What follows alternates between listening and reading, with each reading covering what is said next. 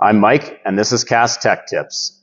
If you happen to have one of our ACS V5 or mACS machines and it won't come out of e-stop, one of the most common causes of this are these contactors right here.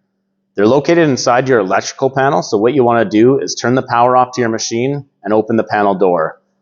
Find these contactors. They're labeled K1, K2, K3, and K4, and in the center of each of these is a little black square that moves the armature of the contactor. Go through and press these in and out a number of times on each contactor. What happens is that over time, the armature develops a little bit of a buildup on it, and pressing this in and out helps to break that up. While you're in there, it's a good idea to also check your wire connections. Go through and give all the wires a tug and make sure everything's secure. If the machine still doesn't come out of e-stop, give us a call here on our tech line. We'll see you next time.